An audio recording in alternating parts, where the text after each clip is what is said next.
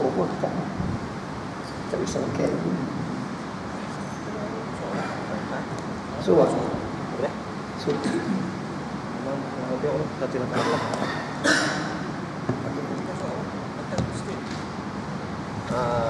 Assalamualaikum warahmatullahi ta'ala wabarakatuh. Alhamdulillah, nahmaduhu wa nasta'inuhu wa nastaghfiruh wa na'udzu billahi min shururi anfusina wa min sayyiati a'malina. Man yahdihillahu fala mudilla lahu wa man yudlil fala hadiya lahu. نشهد أن لا إله إلا الله وحده لا شريك له نشهد أن محمدا عبده ورسوله أرسله الله بشيرا ونذيرا وداعيا إلى الله بإذنه وسراجا منيرا سبحانك لا علم لنا إلا ما علمتنا إنك أنت العليم الحكيم رب اشرح لي صدري ويسر لي أمري واحلل عقدة من لساني ليفقهوا قولي اللهم علمنا ما لم نعلم وبارك لنا فيما علمتنا واهدنا إلى سواء السبيل اللهم اشرح صدورنا ونور قلوبنا واعمق همومنا وقوي ذنبنا بمنك وفضلك يا رحيم يا كريم يا أرحم الراحمين. Yang dimuliakan Tuan Pengerusi Majlis, yang dihormati Tuan Imam, pegawai-pegawai masjid, ahli jawatan kuasa masjid, hadirin muhadirat dan anak-anak yang dirahmati Allah Subhanahu wa taala.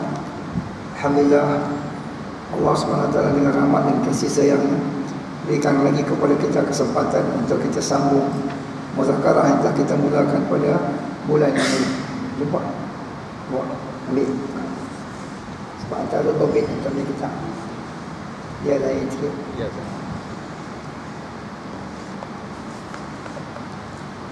jadi insya-Allah kita akan lanjutkan lagi pada pertemuan ini untuk hadis yang kedua.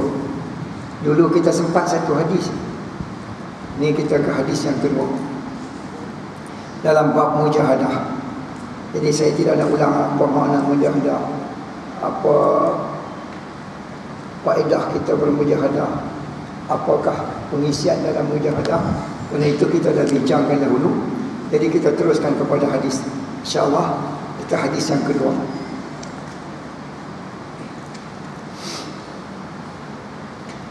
Bismillahirrahmanirrahim.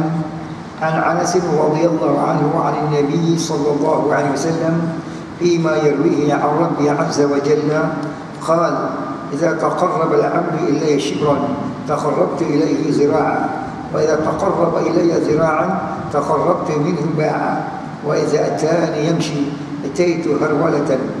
Rawahu al-Bukhari. Ya. Kita tengok terjemahannya. Dia ada banyak versi, ada yang Indonesia, ada yang Malaysia, ada macam-macam. Jadi yang kitab pada kita ni ada yang terjemahan Malaysia, ada terjemahan Indonesia. Secara dan juga metod masing-masing terjemah. Kita tengok sini lagu mana dia terjemah. Dari Anas radhiyallahu anhu, dari Nabi sallallahu alaihi wasallam, di dalam menceritakan, itu bahasa dia tu, apa yang difirmankan oleh Tuhan yang Maha Mulia lagi Maha Agung, di mana Allah berfirman, bila seseorang itu mendekati kepadaku sejengkal, maka aku mendekat kepadanya sehasta. Bila dia mendekat kepadaku sehasta, maka aku mendekat kepadanya sedepa. Dan apabila dia datang kepadaku dengan berjalan, maka aku datang kepadanya dengan berlari. Hadis riwayat Imam Bukhari. Itu terjemahannya. Kita ulah sikit terjemahan bagi nampak makna lafaz. Hadis ini makhumnya ialah Nabi SAW bagi tahu, iaitu bagi tahu apa yang Allah Ta'ala bagi tahu kepada kita.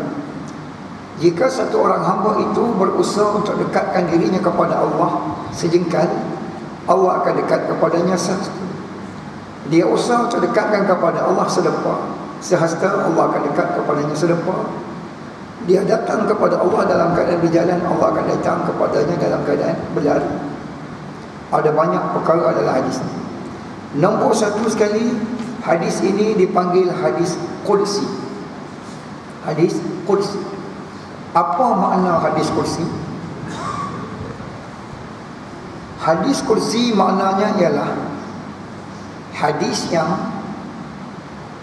maknanya dari Allah, lafaznya dari Nabi SAW. Jadi kita ada tiga, ada Quran, ada hadis Qudsi, ada hadis saja. Al-Quran, lafaz dan maknanya kedua-dua dari Allah. Lafaznya dan maknanya kedua-dua dari Allah. Itu Al-Quran. Hadis Qudsi ni pula, maknanya dari Allah, lafaznya dari Rasul sallallahu alaihi wasallam.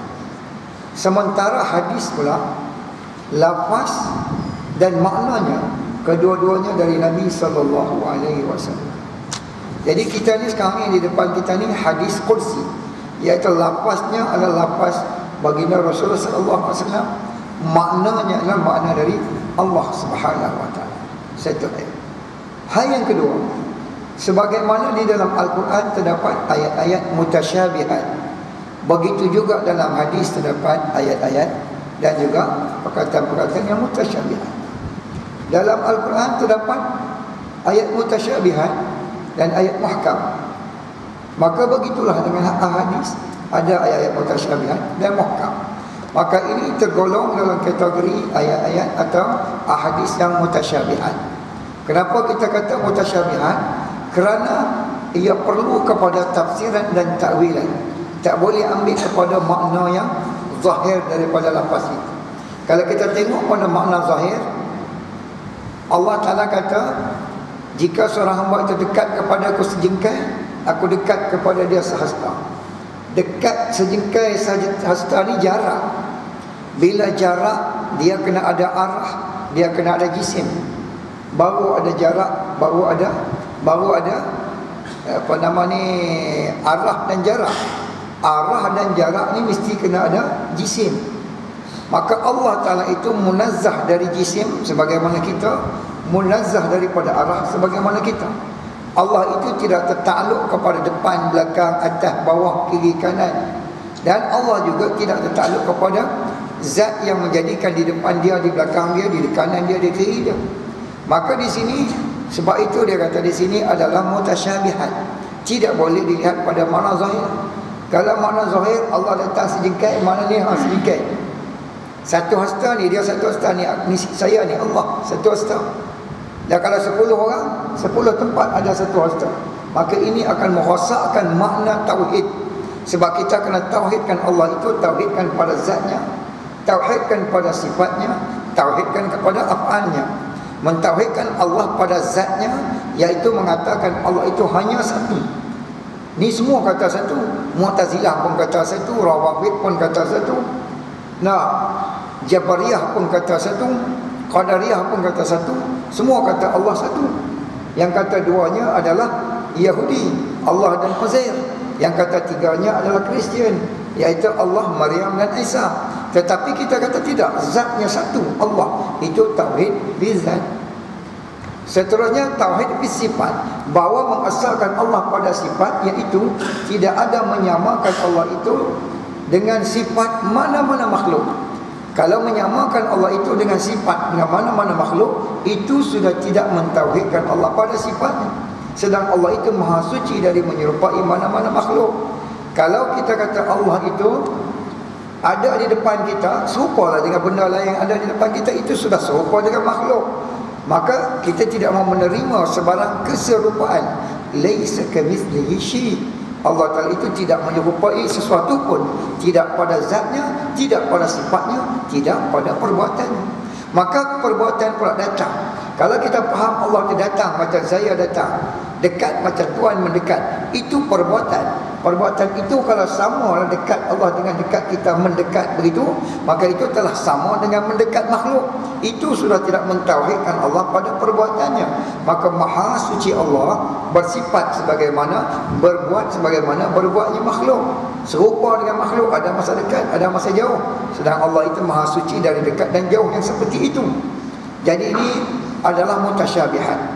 Oleh kerana itu bila mutasyabihat, dia kena ambil makna makna muawwal ataupun makna taujih daripada perkataan itu.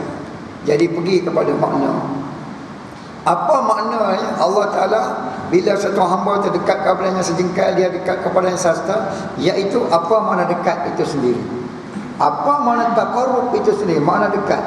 Dekat yang ada dua makna, satu dekat yang hissi, satu dekat yang maknawi.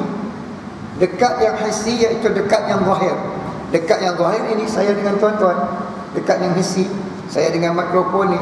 Satu lagi dekat yang maknawi, iaitu dekat dalam konteks kedudukan, dekat dalam konteks darajah dan martabat. Semakin hamba itu berusaha untuk dekatkan dirinya kepada Allah, iaitu meningkatkan kedudukan dan darajatnya di sisi Allah melalui amalan-amalan ketaatan, semakin Allah Ta'ala itu dekat kepadanya, iaitu semakin rahmat Allah Ta'ala itu dekat kepadanya, semakin rahmat Allah Ta'ala itu hampir kepadanya. Maka dekat sahasta ini, sejengkal sahasta ini adalah merupakan kinayah kepada betapa sedikitnya usaha hamba itu untuk dekatkan diri kepada Allah, sedang banyaknya rahmat Allah itu datang kepadanya. Begitu juga dia tingkatkan sedikit usahanya, meningkatkan sedikit usahanya, iaitu daripada sejengkal usahanya kepada satu hasta, dia up sikit usaha dia, tambah lagi. Kalau dulu dia mai ke masjid maghrib dengan isyak, sekarang ni dia sudah mai subuh, maghrib, isyak, dia tingkatkan lagi, semakin hampir rahmat Allah kepadanya. Begitu dia tingkatkan lagi, 5 waktu dia datang, semakin meningkat lagi rahmat Allah kepadanya. Ini dari segi jarak. Maknanya dengan usahanya, usaha yang sedikit, banyak rahmat Allah datang. Baik Allah kata apa? In zakartani zakartu, in nasitani zakartu. Engkau ingat kepadaku, aku ingat kepadamu. Engkau lupa kepada aku, namun aku tetap ingat kepadamu. Sebab Allah Ta'ala layan lebih. Kita buat sikit dia lebih kurangnya, tapi Allah Subhanahu Wa Ta'ala, subhanallah, sungguh-sungguh Allah Ta'ala melayani dengan rahmatnya kepada hamba itu. Sikit je dia buat, cepat-cepat Allah bagi. Maka dia tambah lagi usahanya kepada Allah, semakin Allah tingkatkan lagi kedudukannya. Itu kemudian diumpamakan kepada datang berlari dan berjalan. Maksudnya cepat dia buat salah, cepat dia bertaubat kepada Allah, lagi cepat rahmat Allah dan keampunan itu sampai kepada dia. Dia buat salah, memang buat salah, tapi bersegera dia bertaubat kepada Allah, bersegera dia mendatangi Allah dengan ketaatan, rahmat Allah lebih segera datang kepada dia. Baru-baru ni nak kita buat ibadat korban contoh. Maka kita buat korban untuk apa? Daging kita makan, tulang kita buat sup, kulit ada setengah tempat tu dia buat keropok lagi, makan juga kulit pun, kaki pun makan. Setengah-setengah tempat tuan-tuan, lembu ni, kerbau ni, yang dia buang tahi dengan bulu je. Tahi dengan bulu, yang lain semua makan. Kulit makan, kaki pun makan. Kaki tu dia pun rebus makan, masuk. Tulang pun rebus, ambil som-som dalam. Semua dia manfaatkan mereka. Yang buang apa dia? Tahi dengan bulu dia buang. Agak kalau bulu boleh buat sup, dengan bulu-bulu dia supkan juga. Jadi itu je, dia manfaat sungguh-sungguh. Jadi mana dia untuk kita dengan Allah? Mana dia? Sedangkan kita buat ni untuk apa tadi? Untuk dekatkan diri kepada Allah. Maksud dekat yang mana? Kita makan semua dekat, menjadi dekat dari segi martabat dan kedudukan di sisi Allah SWT. Maka Allah bagi tahu, Nabi SAW bagi tahu, bila satu orang sembelih korban, sebelum titisan darah itu sampai ke bumi, kita tengok apa imam sembelih dah, berapa saat, berapa bukan kata saat lah, berapa poin satu saat untuk diambil masa daripada menitik darah sampai ke bumi tu. Begitu pantas sekali. Tapi sebelum darah itu menitik sampai ke bumi, keampunan telah diberikan kepada orang yang buat korban itu. Bila ampun dosa, maknanya martabat kan makin naik. Satu orang pendosa dengan satu orang tak berdosa, satu orang yang ada dosa dengan satu orang yang dimaafkan dosa, mana tinggi kedudukannya di sisi Allah. Maka itu kesegeraan ini yang diberitahu kepada kita, betapa segeranya Allah beri keampunan itu. Begitu juga yang lain. Dia bangun malam contohnya. Dulu dia cuma pandai sembahyang jemaah. Lalu ni dia naik sikit, dia dah pandai sembahyang sunat, qabliyah dan ba'diyah, dia tingkatkan lagi. Lepas tu dia belajar sikit lagi, dia naik sikit lagi. Dia mula nak belajar qiyamul lail. Dia bangun tengah malam tahajud. Bila tahajud lepas sembahyang dia mula belajar doa. Dia berdoa kepada Allah, dia berdoa, dia mula belajar menangis. Menangis dalam doa ni juga tuan-tuan. Satu doa, satu menangis dalam doa. Dua benda ni berbeza. Berdoa satu hal, menangis dalam doa satu hal yang lain. Dua-dua Allah suka. Hamba yang berdoa Allah suka, hamba yang menangis dalam doa lagi Allah suka. Maka dia pun berdoa kepada Allah sambil menangis, menitik air mata, mengalir air mata ni, mengalir air mata belum lagi jatuh terpisah daripada pipinya, Allah Ta'ala telah ampunkan dosa. Qatratani mahbubatani inda Allah. Ada dua titisan yang amat disukai oleh Allah. Qatratud dami fi sabilillah wa qatratud dumu' min khasyatillah. Titisan darah yang gugur di jalan Allah dan titisan air mata yang menangis kerana takut kepada Allah. Jadi hari ini kita kena usaha dalam bab mujahadah. Kita kena usaha bagaimana kita sampai boleh dalam ibadat itu menangis kepada Allah. Kerana ini yang sifat yang ada dalam ibadat baginda sallallahu alaihi wasallam. Bila baginda berdiri dalam solat, dadanya seperti cerik yang menggelegak. Macam mana cerik yang menggelegak? Pasal apa bunyi seperti cerik yang menggelegak? Kerana bunyi tangisan baginda itu menangis di dalam dadanya. Menangis sampai dalam dada. Baginda akan menangis sehingga membasahi janggut baginda. Ni tangisan baginda ketika beribadat. Jadi kita ni kena usaha sampai peringkat itu, tuan-tuan. Support sampai peringkat itu. Tapi kita kata dah, aku memang tak boleh, tak jadi aku nak menangis. Memang tak boleh nak menangis, tak boleh nak keluar air mata. Fa inna hadzal Quran yunzalu bil hazan fa idza qara'tumuhu fabku fa in lam tabku fatabaku. Al-Quran ini diturunkan dalam keadaan sedih. Bila kamu membacanya, hendaklah kamu baca dengan sedih. Sekiranya, dan hendaklah kamu baca dengan menangis. Sekiranya kamu tidak boleh menangis, buat menangis. Jadi buat menangis. Kalau tak boleh nak menangis, buat menangis. Boleh kau buat menangis? Boleh. Apa tak boleh pula buat menangis? Serupa budak menangis, kita buat rupa orang menangis. Macam mana rupa orang menangis? Ya Allah, ya Allah. Tak menangis pun rupa orang menangis. Kenapa? Kenapa baginda sallallahu alaihi wasallam suruh buat rupa orang menangis? Nak menunjukkan kepada kita bahawa tiap-tiap tingkatan itu ada permulaan dia, ada pertengahan dia, dan ada kemuncak. Maka ni step. Dalam ibadat begitu juga ada permulaan dia, pertengahan dia, kemuncak. Dia bermula dengan sedikit, sejengkal. Maknanya amalan yang dibuat sikit. Tetapi dia menambah lagi dalam makna sastra itu. Ditambah lagi amalan dia lebih banyak. Kemudian ditambah lagi. Bukan setakat sejengkal, bukan setakat sahasta, tapi bersegera. Setiap amalan itu dibuat dengan segera. Buat banyak dan bersegera. Itulah peningkatan di dalam ibadat kepada Allah. Semua ini akan hanya diperolehi bila dibawa dalam konsep mujahadah, sebagaimana kita dah bincangkan pada bulan lepas. Dalam ibadat kena ada peningkatan. Tapi untuk meningkat dalam ibadat, konsep ibadat itu kena dilaksanakan dalam konsep ibadat itu kena dilaksanakan dengan konsep mujahadah. Itu dahulu, baru ada peningkatan. Maka dengan konsep mujahadah ini akan meningkat amalan. Daripada sikit kepada banyak, daripada lambat kepada cepat. Maka bila semakin cepat dilakukan, semakin dekatlah kepada rahmat Allah Subhanahu Wa Taala. Sehingga peringkat dalam ibadat ni kita akan buat sampai menangis tadi. Tak boleh buat. Begitu juga kita tak boleh nak buat banyak, buat dulu. Orang kata kita buat kerana Allah. Betul, kita buat kerana Allah, bukan kerana siapa-siapa. Tapi untuk dapat lillah itu, bagaimana caranya? Ada sahabat masuk Islam. Hadis pertama Sahih Bukhari, innamal a'malu binniyat. Hadis pertama. Ini ada kisah berlaku, iaitu satu orang dia nak berhijrah ke Madinah dengan syarat dia nak kahwin dengan satu orang perempuan. Dia kata boleh berhijrah dengan syarat aku nikah dengan hang. Perempuan dia kata boleh, tapi syaratnya kena hijrah. Dia pun hijrah. Dengan sebab peristiwa itulah Nabi SAW ungkapkan sabdaan ini, innamal a'malu binniyat, sesungguhnya semua pekerjaan itu dengan niat.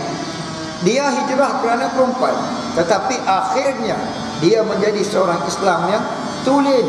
Hasuna islamuhu, telah menjadi elok Islamnya, sehingga kan nama dia ini tersembunyi sampai kali ini. Satu orang muhadis pun tak tahu siapa dia lelaki itu. Allah sembunyikan nama. Walaupun ceritanya masyhur, seorang lelaki berhijrah ke Madinah kerana seorang wanita, tetapi siapa lelaki itu, namanya tersembunyi hingga kali ini satu muhadis pun tak tahu. Allah rahsiakan. Kenapa? Kerana Islamnya yang menjadi elok, Allah muliakan dia, Allah tutup nama. Maka begitu permulaannya dia hijrah kerana wanita, akhirnya Islamnya hasuna Islam. Kita pun gitu juga.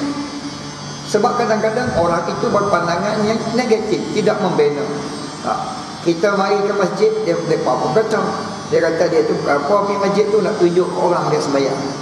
Tak mai pun dia pun kata, dah tua dah daripada mula duduk kampung ni sampai lah tak main-main masjid, katanya. Kadang-kadang main, kadang-kadang tak main pun dia pun kata. Kalau bahagian bola dia boleh tengok daripada pusingan awal sampai final, tapi masjid suka-suka dia nak main, suka-suka tak main, dia kata je. Kalau kita nak ikut kata orang sampai bila tak sudah juga. Jadi kita buat ibadat, maksud kita apa yang kita cari apa? Allah. Maka bila kita cari Allah, ikut ada puan kata apa pun biar akhir. Jadi buat dulu. Sekarang ni kita main masjid, duduk dalam, contohnya hari ni lah, contoh kita duduk dalam kuliah, tak apa hari ni, buat duduk dulu. Main dulu, buat duduk. Lepas maghrib ada kuliah, kita main buat duduk. Lepas subuh ada kuliah subuh, main buat duduk.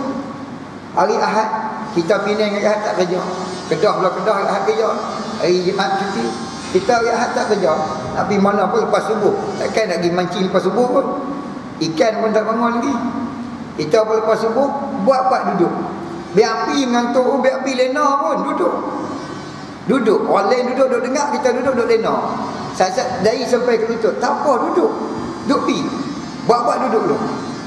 Maka daripada buat duduk itulah akhirnya dia boleh duduk tu.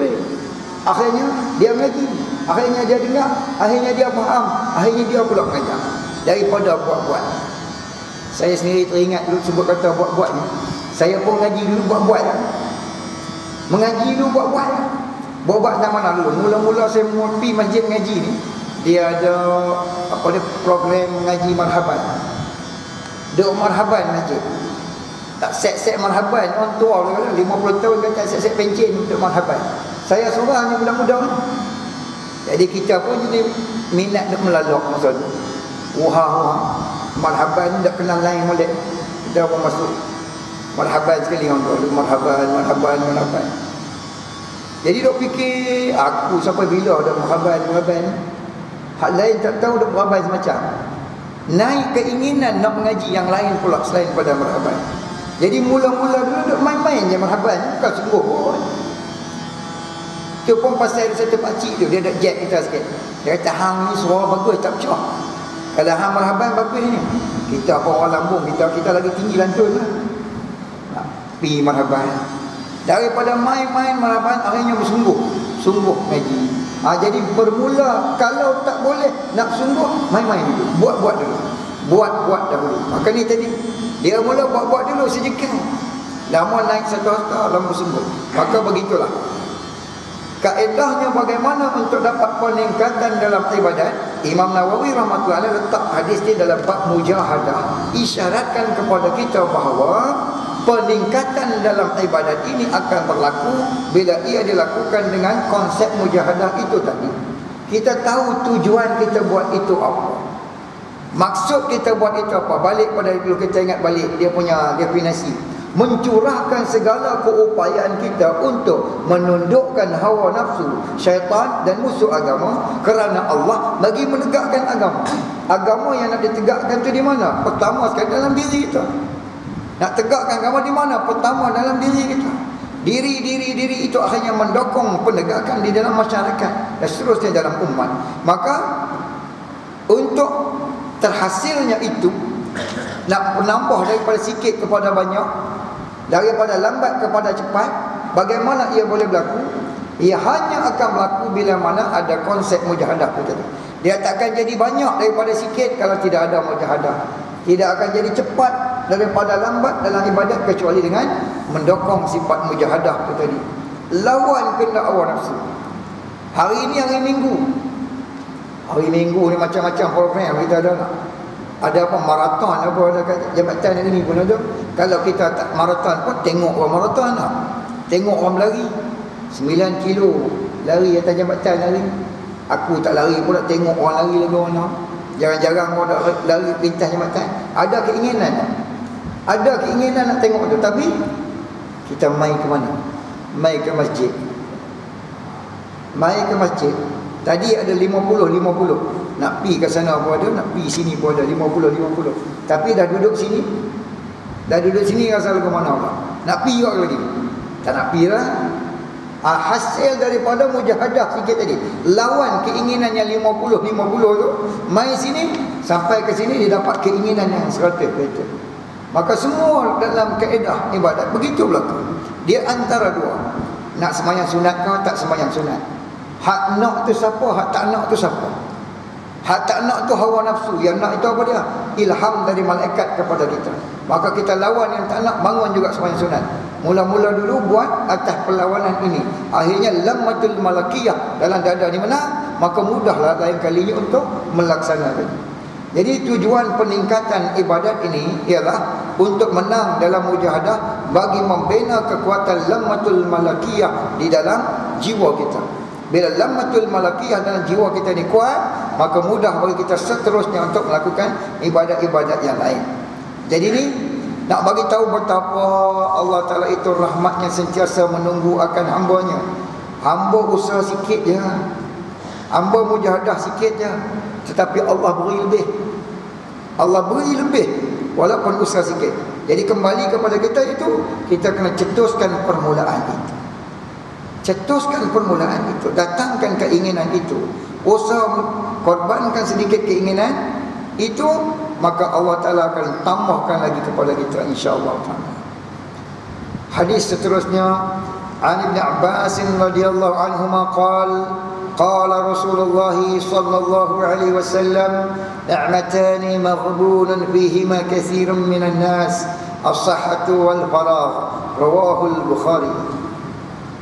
Daripada riwayat Ibn Abbas radhiyallahu anhuma berkata, Rasulullah sallallahu alaihi wasallam telah bersabda, ada dua nikmat yang kebanyakan manusia tertipu kerananya, yaitu kesihatan dan kesempatan. Hadis riwayat Imam Bukhari. Kesempatan maksudnya kelapangan. Kita panggil kelapangan, lapang, ada lapang. Ada sibuk, ada lapang. Farah ni lawan kepada sibuk, iaitu lapang. Jadi Nabi SAW bagi tahu ada dua jenis nikmat yang ramai orang mempunyai nikmat itu tetapi dia tertipu.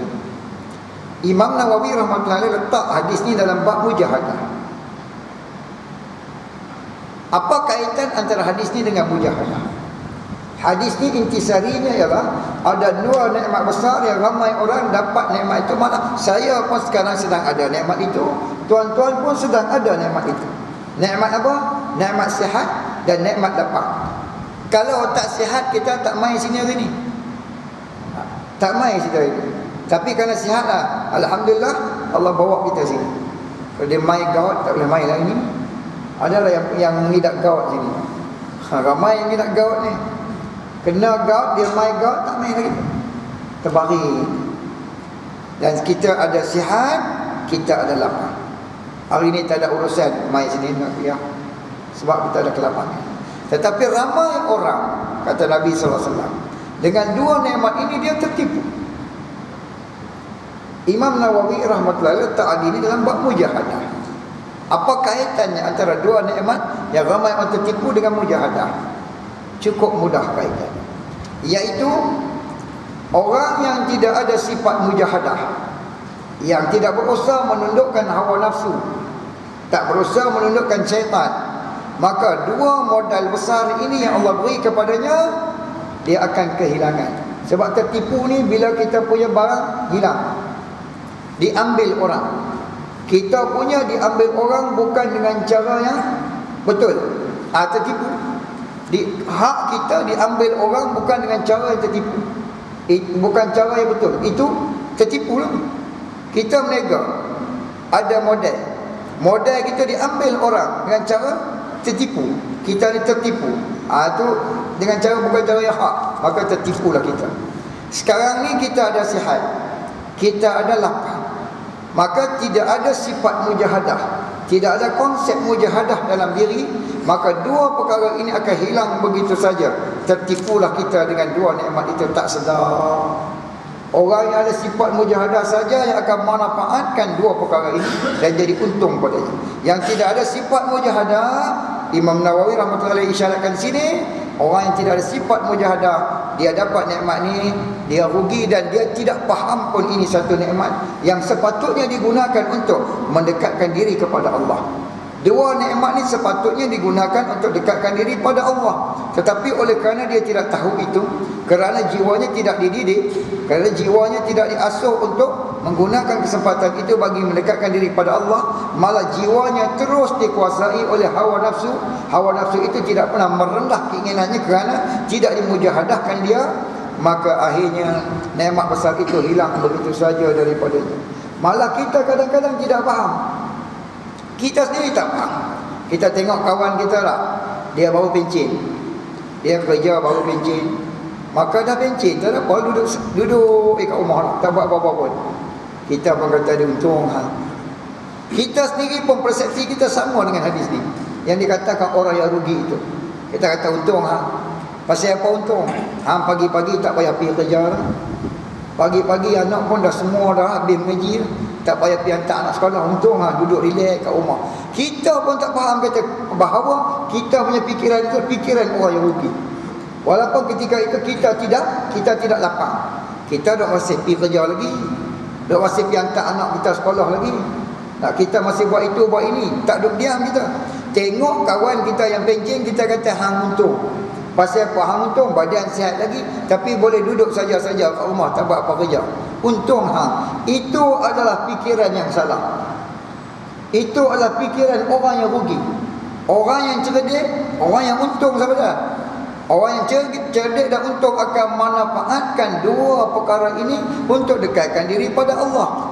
Dan orang yang cerdik ialah yang melihat bahawa orang yang ada dua perkara ni, dia kena gunakan untuk dekatkan diri pada Allah. Sepatutnya dia kata apa?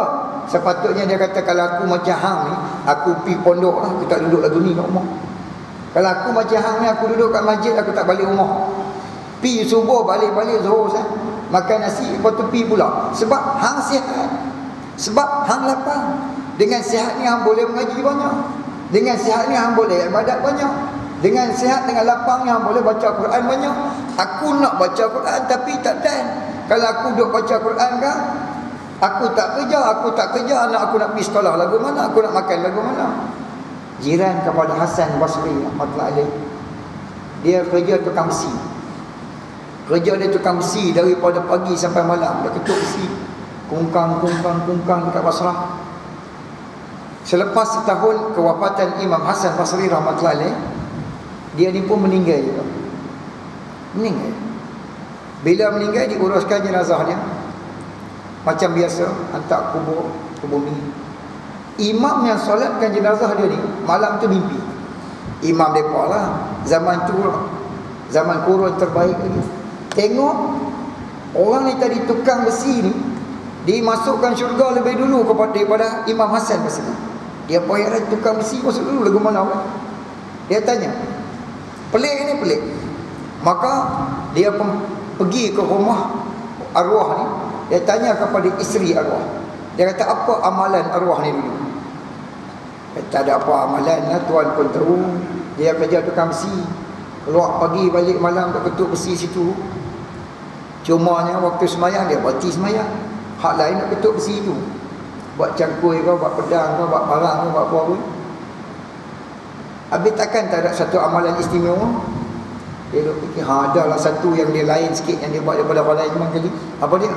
Tiap-tiap malam sebelum tidur, dia akan kata, ya Allah, Engkau tahu aku ni hamba-Mu yang lemah.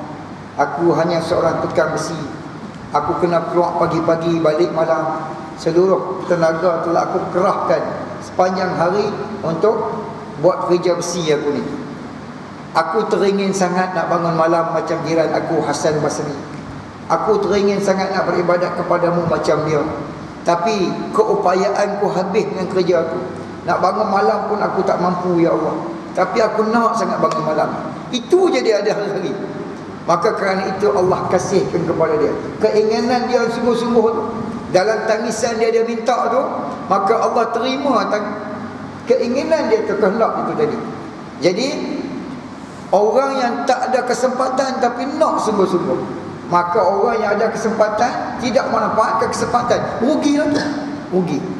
Tapi tidaklah maknanya kita tuan-tuan lagi balik kita pun pakai gini ya. Kita pun duduk lepas subuh, ya Allah aku nak pergi tapi aku malas nak pergi. Engkau terima aku, ya Allah. Malam pun kita, ya Allah aku nak bangun tapi aku malas nak bangun. Kau terima aku, ya Allah. Tak jadi tuan-tuan. Kena bangun lah. Jangan pakai cukup sipir itu ya. Tak jadi sipir itu. Contoh orang berkeinginan tapi tak mampu. Kita ni mampu, kena adakan keinginan. Adakan keinginan dan adakan usaha. Jangan kita tengok lepas pada ni nombor satu kita. Aku alhamdulillah hari ni hari Minggu. Hari Minggu badan sihat. Hari ni tak ada kerja, tak ada program. Relax. Relax saja-saja, tak buat apa pun. Sebenarnya kita sedang rugi. Kita sedang rugi. Ini hadis Nabi SAW beritahu kita. Kita sedang rugi. Alangkah ruginya kita. Malaikat pun tengok berita, Allah kesiannya dia ada ruginya. Nombor satu bentuk persepsi ini dalam diri kita. Kalau badan kita sihat, kita lapang, kita tak buat apa pun untuk dekatkan diri pada Allah, saya sedang rugi. Ni letak dulu. Letak dulu sini, mendasar dalam jiwa kita. Kita sihat, kita lapang, tak buat apa-apa untuk dekatkan diri pada Allah, saya rugi. Balik-balik ni kami ni kita lekatkan dalam. Sampai jumpa lagi pada kesempatan yang lain, barangkali 2018. Kita lekatkan, iaitu saya sihat, saya lapang, tak buat apa-apa untuk dekatkan diri pada Allah, saya rugi. Maghbunan fihi ma katsirun minan nas. Jadi oleh kerana itu, ada lapang, ada sihat, gunakanlah, manfaatkanlah untuk dekatkan diri pada Allah. Bagaimana cara? Cukup mudah. Sebenarnya cukup mudah. Cukup mudah. Nak berzikir, tasbih betul. Baca Quran, spek mata hilang. Nak sembahyang sunat, wuduk tak ada. Nak sedekah, duit dah habis. Nak puasa, gastrik. Nak buat apa? Allah Ta'ala kata duduk hang fikir pada kejadian alam. Duduk tengok masjid, Masya Allah. Kubah masjid ni tergantung begitu besar. Bawah dia ada pula kipas sama besar, kipas helikopter. Ini setara ni nak jadi lagu ni bukan jadi gitu. Satu kipas ni nak jadi ni berapa engineer dalam, berapa pekerja dalam tu, berapa kilang dia, berapa pekerja kat kilang tu. Daripada kilang tu sampai masuk dalam kontainer, daripada kontainer tu bawa dari pelabuhan sampai sini pasang. Berapa ramai orang terlibat buatnya. Nak jadi dia tergantung kipas biji situ tu. Tapi Allah Ta'ala buat langit seorang-seorang dia. Hebat ya Allah. Kembali situ. Tu ibadat. Itu fikir yang ada nilai. Itu tak ada modal, duduk saja. Tidak pun kita pun fikir juga. Fikir juga kalau kita pun duduk seorang-seorang pun. Bukan dia duduk saja, mesti dia fikir. Tapi kalau dia tidak fikir dikaitkan kepada Allah, dia fikir, dia tengok, dia tengok. Oh ini 40,000 satu. Kalau aku promote kat masjid lain, tak payah banyak 3,000 satu kipas pun, 10 kipas sebulan, kaya tu. Dia fikir ke? Fikir ke dia pun? Tapi fikir yang bentuk lain. Dan sekarang fikir dari kipas pergi ke langit, bukan daripada kipas pergi kepada keuntungan. Itu pun ada manfaat dan itu pun tidak rugi. Tak rugi, insya-Allah tak rugi. Mantelah lagi kita gunakan untuk baca Quran. Saya jumpa satu orang Pak Ji, Pakcik dia haji. Dia duduk baca Quran. Dia tua lah. Nak pergi ladang pun dia tak larat. Dia ni penokor Felda. Tapi nak pergi ladang tak larat. Dia tua lah. Dia pun tak perlu pada kerja lebih-lebih lah. Dia anak pun semua dah habis. Semua kerja ke dah. Isteri pun dah meninggal. Dia duduk seorang. Lepas subuh dia start baca Quran. Dulu masa mula-mula saya kenal dia baca Quran 3 juzuk sehari. Lepas tu lama saya jumpa dia baca 5 juzuk sehari. Lama lagi saya jumpa dia baca 10 juzuk sehari. Lama lagi saya jumpa dia baca 15 juzuk sehari. Yang terakhir saya jumpa dia baca 20 juzuk sehari. 20 juzuk sehari tuan-tuan dia baca Quran. Ni orang yang masa lapang dan sihatnya tidak rugi. 20 juzuk Quran sehari dia baca. Kita kata betul ke? Ada orang boleh baca 20 juzuk sehari. Di minggu lepas anak murid saya perempuan umur 13 tahun. Dia baca Al-Quran secara hafazan 30 juzuk daripada solat subuh sampai solat isyak. Boleh baca. Budak umur 13 tahun perempuan 30 juzuk baca daripada subuh sampai ke isyak. Berhenti start semayang, berhenti zuhur, berhenti asar, sambung balik, habis 30 juzuk. Maka ni itu baca dengan hafazan. Ni Pak Ji ni dia baca tengok. Dia baca tengok 20 juzuk sehari. Maknanya 2 hari khatam dan 10 juzuk. Dalam masa 3 hari dia dapat 2 kali khatam. Maka dia baca 20 juzuk, 20 juzuk, 20 juzuk, 20 juzuk hari-hari. Satu orang lagi pula kerja dia berzikir je. Dia zikir. Masa tu dia zikir banyak mana sehari? La ilaha illallah ni 30,000 sehari dia zikir. Dia main pukul 3 pagi main lah. Dia duduk tiang macam tu lah. Tiang tu dia duduk sandak situ semayang tahajud. Lepas tu dia punya nak pergi tiang tu, dia duduk berzikir sampai lekuk lantai. Kapet lekuk, lantai tak lekuk. Kapet ke lekuknya dia duduk situ lah. Lekuk kapet. Hari-hari dia zikir 30,000 sehari. Satu hari dia bermimpi bertemu dengan kawan lama dia, Imam. Imam tu 5 tahun dulu meninggal dunia. Mimpi jumpa Imam. Dalam mimpi dia tanya Imam tu, Imam, dia kata aku tiap-tiap hari dia kata aku duduk kat masjid ni, aku tengok ada satu orang pemuda. Memang betul lah dia nampak satu orang pemuda, muka cukup berseri-seri, pakaian bersih putih semua. Kadang-kadang isyak dia ada, kadang-kadang subuh dia ada, kadang-kadang zuhur dia ada. Dia bila aku siap semayang, aku tengok dia pun senyum pandang aku. Siapa dia budak muda tadi? Nak kata orang luar, takkanlah subuh pun ada, kadang-kadang isyak ada, kadang-kadang maghrib ada. Nak kata kawan luar, waktu dia ada tu tak menentu. Nak kata orang sini, aku dah 36 tahun duduk sini, aku kenal belakang lah anak menantu orang sini. Siapa dia budak muda tu? Tanya arwah. Di dalam cerita, kita dalam mimpi Imam dia tak kenal kan? Tak kenal tu. Tak kenal tu, tak kenal tu. Dia kata itulah malaikat maut. Malaikat maut ni. Lepas pada tu, bila dia masuk masjid dia zikir, lepas solat dia tak tengok ke belakang. Selalu dia tengok belakang lah. Rindu bosan nak tengok pemuda yang mukanya bercahaya-cahaya tu. Lepas tu dia tak tengok belakang ni dah. Tak berani dah dia nak tengok belakang. Dulu tengok pasal tak tahu ni dah tahu tak berani tengok.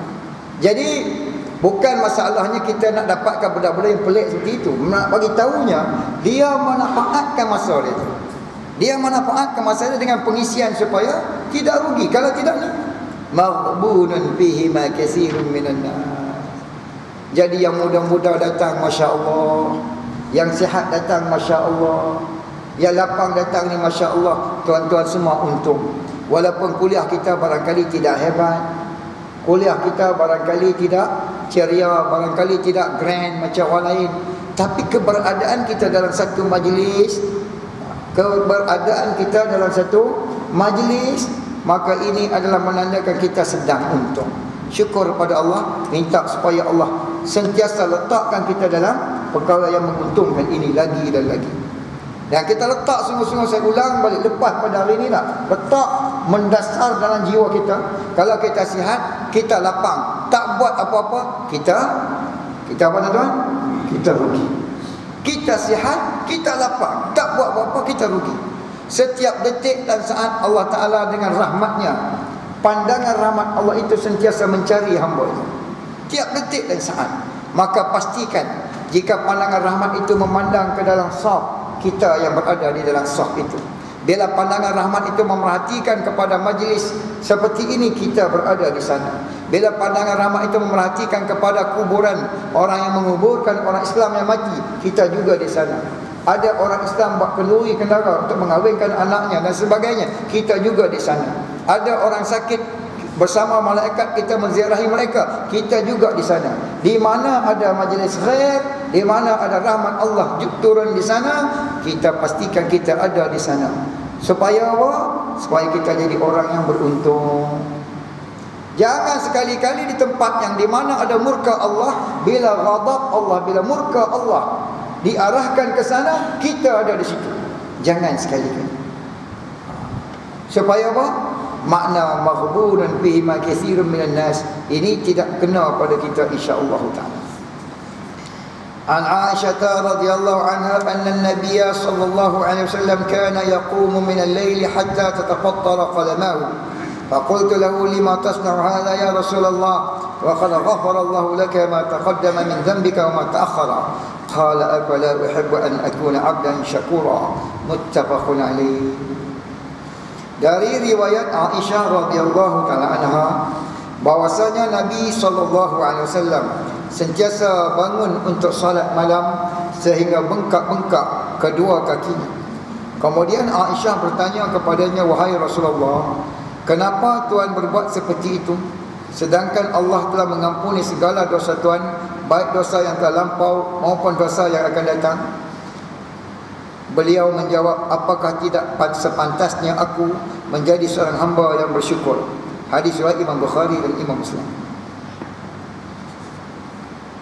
Bagaimana Ummul Mukminin Aisyah radhiyallahu taala anha yang tahu perihal baginda sallallahu alaihi wasallam dalam rumahnya, keadaan baginda di waktu malam, maka telah meriwayatkan kepada kita bahawa baginda itu bila datang waktu malam akan berdiri beribadat kepada Allah sehingga kedua-dua kaki baginda bengkak. Bila kaki ini bengkak tuan-tuan? Dia tak bengkak kalau sembahyang 2 rakaat baca qul ya qul huwallah. Dia tak bengkak kalau baca amma yatasalun wan nazi'at 2 rakaat tak bengkak. Kalau baca juzuk amma seluruhnya tak bengkak lagi. Baca 1 juzuk 1 rakaat, 2 rakaat 2 juzuk tak bengkak lagi. Bengkak ni bila bengkak? Kita naik kereta daripada Kuala Lumpur atau naik bas daripada Kuala Lumpur sampai sini, ada bengkak sikit tak? Pasal apa bengkak? Darah tak berjalan, kita duduk diam dalam bas. Duduk diam dalam kereta, turun-turun dia ada bengkak sikit. Pasal apa? Darah tak jalan. Berapa jam daripada Kuala Lumpur sampai sini? 4 jam. 4 jam baru bengkak sikit. Ni bengkak. Kenapa bengkak? Maknanya berdiri itu lama. Berapa lama? Tengok pada riwayat lain. Ibnu Mas'ud radhiyallahu ta'ala meriwayatkan, aku datang kepada Nabi yang sedang berdiri qiyamul lail. Maka aku pun masuk sembahyang di belakang baginda. Baginda membaca Al-Fatihah, summa ftataha Al-Baqarah. Habis Fatihah baginda pun start baca surah Baqarah. Faqultu fi nafsi yarqa inda mi'atin. Aku pun kata dalam hatiku, ni Nabi akan rokok pada ayat yang ke-100. Sampai ayat yang ke-100, summa madha, baginda terus melalui ayat yang ke-100. Aku kata lagi baginda ni rokok pada rakaat yang ayat yang ke-200. Sampai 200 madha, jalan lagi. Sehingga aku kata yakhtatimu biha, ni baginda mesti nak habiskan, tamatkan Al-Baqarah ni, aku kata. Sampai Baqarah, summa ftataha Al-Imran. Habis surah Al-Baqarah, baginda baca surah Al-Imran pula. Aku dah start goyang gitu. Habis Al-Imran, summa ftataha An-Nisa. Baca surah An-Nisa pula. Habis An-Nisa, summa ftataha Al-Maidah. Habis Al-Maidah baru rukuk. Habis Al-Maidah baru rukuk. 6 juzuk. 6 juzuk 1 rakaat. Kalau 2 rakaat berapa juzuk tuan-tuan? 12 juzuk. Apa patut bengkak pun. 12 12 juzuk 2 rakaat. Sembahyang baginda berapa rakaat? Qiyamul lailnya, riwayat Imam Muslim, bahawa qiyamul lail baginda itu 11 rakaat. 11 rakaat qiyamul lailnya. Maka 11 rakaat patut bengkok pun. Kalau kul ya kul wallah 11 rakaat bengkok? Tak bengkok. Amma yatasaalun rakaat pertama, wa nazi'at rakaat kedua. 11 rakaat bengkok pun masih belum bengkok. Ni lagu ni jadi bengkok ni. 6 juzuk 1 rakaat. Siapa dia? Rasulullah sallallahu alaihi wasallam.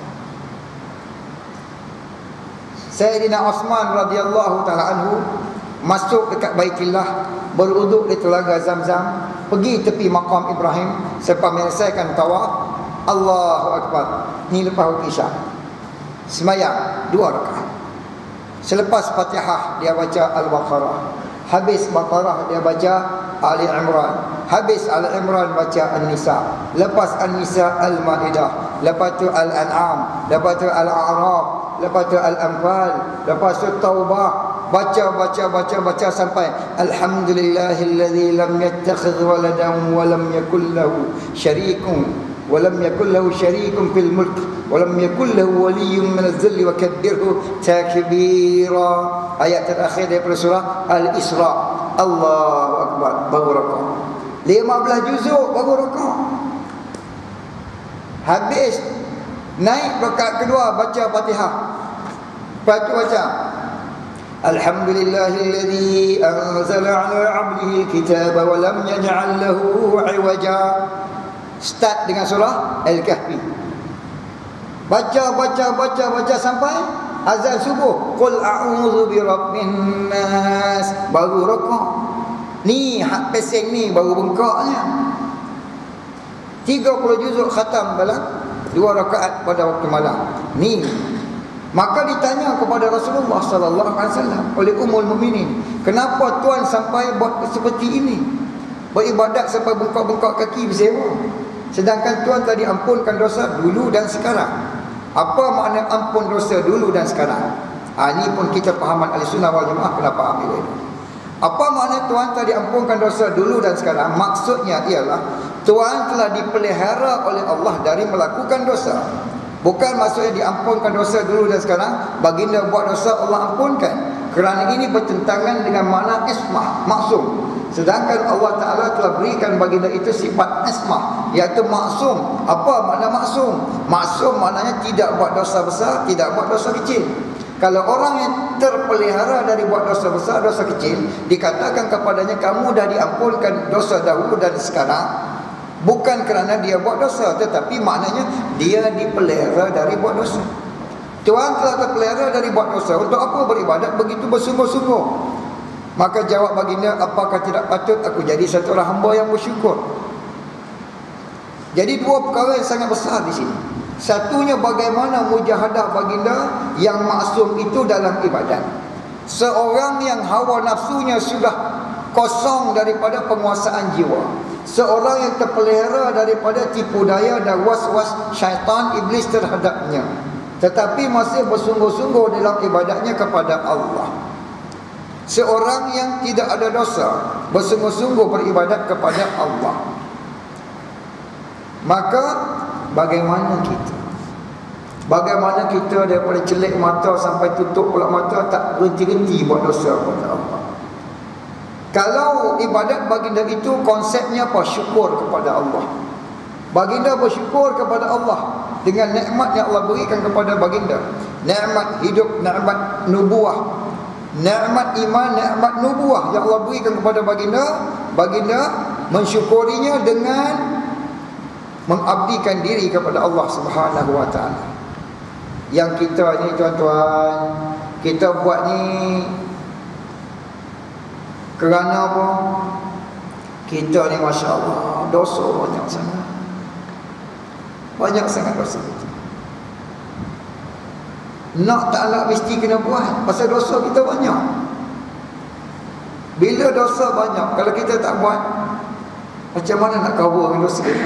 Nak carikan rahmat Allah SWT, keampunan dari Allah. Apakah kita cukup dengan 5 waktu sehari semalam? Tak ada tambah amalan-amalan lain. Jadi baginda buat ni nak contohkan kepada kita. Sedang baginda itu yang maksum, sedang baginda itu yang dipelihara Allah daripada buat dosa, bersungguh-sungguh dalam beribadat kepada Allah, maka untuk kita umat ini yang tak henti daripada melakukan dosa terhadap Allah, apakah kita patut duduk saja begitu? Apakah memadai kita dengan apa yang telah kita buat selama ini tanpa berusaha untuk mempertingkatkannya lagi? Jadi untuk mempertingkatkan ibadat kepada Allah, kita lihat bahawa baginda itu dapat buat banyak ni pasal apa? Sebab baginda tidak dikuasai oleh pengaruh hawa nafsu dan syaitan. Maka kerana itu baginda mudah buat banyak dalam ibadatnya kepada Allah. Jadi untuk itu kaitan bab ini dengan hadis yang kita baca ni sekarang ni ialah bahawa bila satu orang itu berjaya menundukkan hawa nafsunya, mendidik keinginannya dan melawan syaitan dengan konsep mujahadah itu, maka untuk dia beribadat kepada Allah adalah mudah. Mudah untuk dia beribadat kepada Allah. Sekali lagi konsep mujahadah itu tadi membantu kita untuk membina dan meningkatkan ibadat kita kepada Allah, bercontohkan kepada apa yang ditunjukkan oleh baginda Rasul sallallahu alaihi wasallam. Kenapa mudah bagi baginda untuk sembahyang dengan 6 juzuk 1 rakaat? Kenapa mudah bagi baginda untuk 11 rakaat setiap malam itu? Jika terlepas 11 rakaat itu pada waktu malam kerana sakit atau keuzuran, safar dan sebagainya, baginda akan qada waktu siangnya sebelum zuhur 12 rakaat. Baginda qada 12 rakaat. Oleh kerana itulah istinbat daripada sini ulama kata, bagi orang yang istiqamah tahajud, kalau terlepas boleh qada waktu siangnya, terutama sekali sebelum zuhur, mutabik dengan sunnah ini. Tapi syarat yang istiqamah tahajud, jangan pula tak pernah tahajud, hari-hari qada. Masuk dalam masjid pukul 10 pagi, hang buat apa? Aku sembahyang tahajud. Mana orang sembahyang tahajud malam? Pasal apa? Hang sembahyang siang? Qada. Hang ambil mana? Aku dengar Ustaz Abang sembahyang tahajud pada qada. Memang betul boleh qada sembahyang tahajud, tapi qada ni bagi yang istiqamah. Dia memang selalu buat, tak pernah tinggal. Tetapi dalam sebulan 1 kali terlepas atau 2 kali terlepas. Pasal apa? Dia balik daripada Kuala Lumpur sampai pukul 1 pagi. Siap-siap tidur, sedang azan subuh, tak sempat nak tahajud. Maka tak apa, jangan susah hati.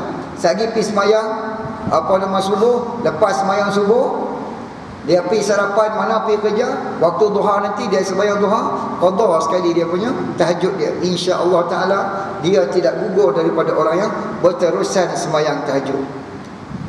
Tahajud ni tuan-tuan pakaian kita. Bukan tahajudnya kerja orang-orang soleh ataupun ulama-ulama dah. Setiap orang Islam. Tahajud ni tiap-tiap orang Islam. Zaman dulu jangan kata ahli masjid macam kita ni, raja depa pun tak tinggal tahajud. Sultan Aurangzeb, salah seorang sultan yang memerintah benua Hindi, Sultan Aurangzeb, bila mana Syekh Bakhtuddin Kaki meninggal dunia, dia telah wasiat. Dia kata, aku kalau meninggal, dia ni wali besar, kalau aku meninggal, dia kata orang yang tak tinggal tahajud 20 tahun saja boleh sembahyangkan jenazah aku, imamkan sembahyang jenazah aku.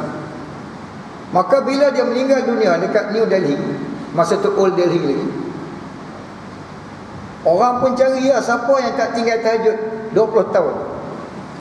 Iklan satu Delhi. Kalau kita lah ni iklan satu batu words. Satu orang meninggal, dia wasiat kata orang yang tak tinggal tahajud 20 tahun, dia ni saja boleh jadi imam sembahyang jenazah. Maka iklan siapa dia tak tinggal tahajud 20 tahun. Satu Delhi iklan, satu orang pun tak keluar. Hari kedua seluruh kawasan daerah iklan lagi tak ada lagi.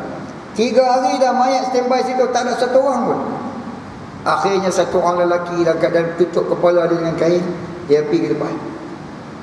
Allahu Akbar, orang lain pengikut belakang sembahyang. Lepas sembahyang siapa dia? Sultan Aurangzeb. Maknanya dia sultan 20 tahun tak tinggal tahajud. Dia kata lagi, kalau bukan kerana hajat kamu ni, maka ini adalah rahsia antara aku dengan Allah. Tapi oleh kerana permintaan kamu yang begitu berat, tak ada siapa boleh laksanakan. Sebagai rakyat aku bertanggungjawab itu. Aku semayangkan kamu. Kalau tidak, dirahsia aku dengan Allah. Rupanya hikmah besar wasiat dia tadi untuk bagi tahu kepada rakyat jelata bahawa sultan kamu tu bagaimana keadaannya. Orang yang sultan sibuk pun macam itu keadaannya. Tu sultan, di mana negara jajahannya daripada Kabul sehingga ke Renggun. Dari Kabul hingga ke Renggun jajahan dia. Tak tinggal tahajud 20 tahun tuan-tuan. Urusan negara siang malam pagi petang, rombongan wufud datang temu dengan dia, masalah negara utara selatan timur barat. Kita besar mana jajahan kita tuan-tuan? Besar mana kawasan pemerintahan kita? Dan Allah dah bagi kita hidup 60 tahun dah, 70 tahun dah. Berapa kita? Sikit lagi saya nak kongsi sini. Tajuk yang kata bangun malam. Pernah satu ketika saya pergi ceramah kat satu daerah. Jadi saya pergi kat masjid tu awal saya pergi. Maknanya belum subuh lagi lah. Saya pun masuk dalam masjid. Saya tengok dalam masjid tu ada 7 orang. 7 orang saja. 1 orang, 2 orang, 3 orang, 4 orang, 5 orang, 6 orang, 7 orang kat tiang belakang. Saya orang yang ke-8. Masuk dalam masjid. Masjid pun dia buka satu lampu depan macam tu. Sentimental aja dia punya cahaya dia lah. Maka saya pun tengok semua mereka yang masuk tu cari tiang untuk beribadat, untuk dapat privasi.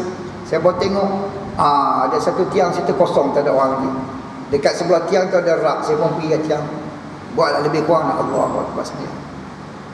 Sudah sembahyang selesai 2 rakaat, baru nak naik 2 rakaat yang kedua, datang satu orang hamba Allah. So besar-besar masjid tu, dia main datang duduk sebelah saya. Dia sembahyang sebelah saya. Mula-mula dia campak ridak dia. Dia campak ridak dia. Saya tengah sembahyang, cahaya surah-surah nampak. Oh, ridak dia tu. Lepas tu dia campak tasbih atas ridak. Oh, tasbih. Nampak. Lepas tu dia pun takbir. Allahu Akbar. Bila dia takbir, dia angkat tangan, siku dia kena kat paha saya. Dalam hati saya kata, orang ni katik. Tuan-tuan tahu tak katik? Orang ni rendah, orang kecil. Orang ni orang kecil pun siku dia kat paha aku. Tak apalah, semayang tu hendak fikir dia pasal apa? Semayang habis semayang, dia tengah semayang, saya dah habis dah. Saya pun pusing tengok daripada atas sampai ke bawah. Kepala, kepiah, serban, jubah, seluar, kaki atas lantai molek orang. Bukan orang. Tengok sekali lagi, pandang muka dia tak? Masya Allah. Budak umur 6 tahun juga. Budak umur 6 tahun tahajud dalam masjid.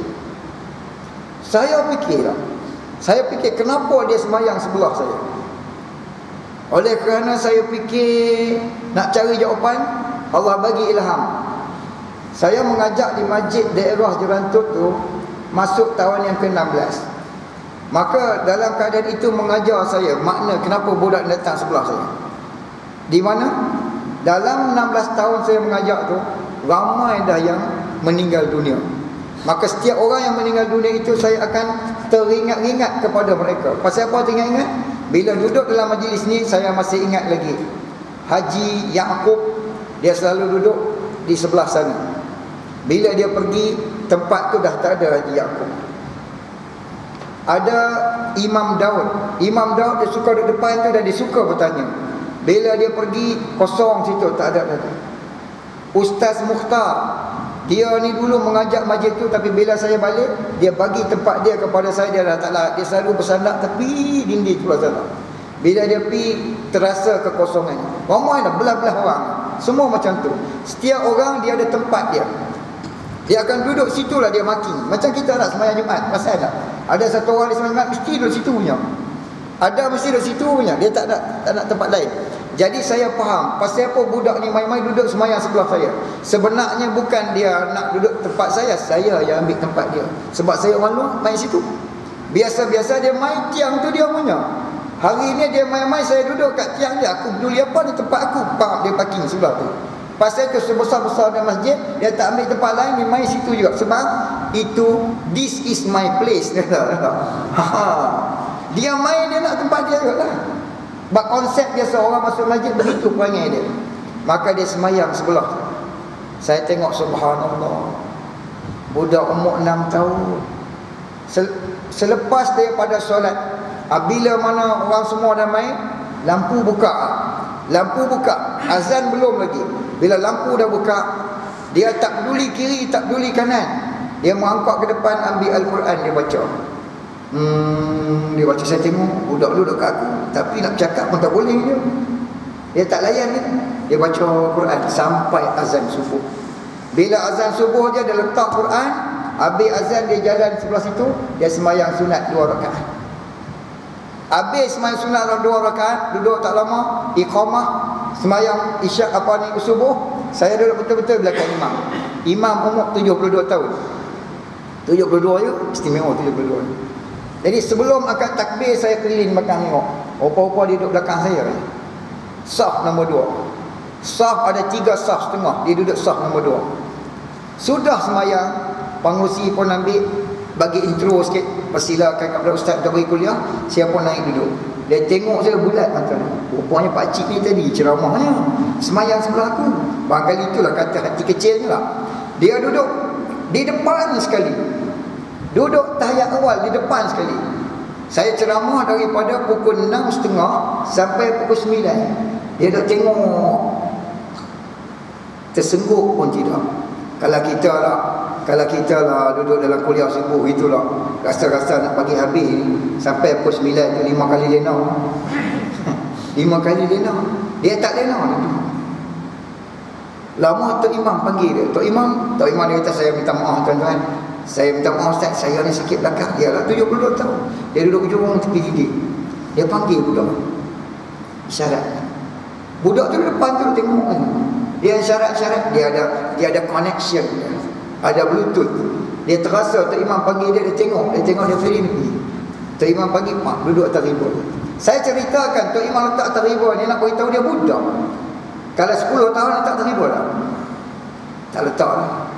Pasal 6 tahun dia letak atas riba tu. Saya ingat anak Tok Imam habis ceramah, habis kuliah, dia pertama sekali sampai depan salam. Saya pun tarik tangan dia, saya cium dari dia. Saya tanya, adik, ayah sana. Dia tunjuk kat belakang, kat tiang saya tak sembahyang ni dia tadi. Ada satu orang pakai jubah warna coklat kat tiang. Tu ayah dia bersenyum. Masya Allah. 6 tahun tahajud, sembahyang sunat, berjemaah, baca Quran. Dan saya lupa nak sebut tadi lah. Lepas tahajud tuan-tuan, dia duduk tadah tangan doa. Lama dia berdoa. Saya pun nak tengok budak kecil berdoa lama. Bila? 18 tahun dulu. Tapi bukan orang Malaysia, orang Asia Selatan. Bukan orang Malaysia. Saya tengok budak ni, saya kata, Masya Allah, dekat Malaysia ada juga rupa budak macam ni. Sejuk perut mak kamu. 6 tahun tuan-tuan boleh buat macam tu. Sekarang saya nak tanya, kita berapa kali 6 dah Allah bagi?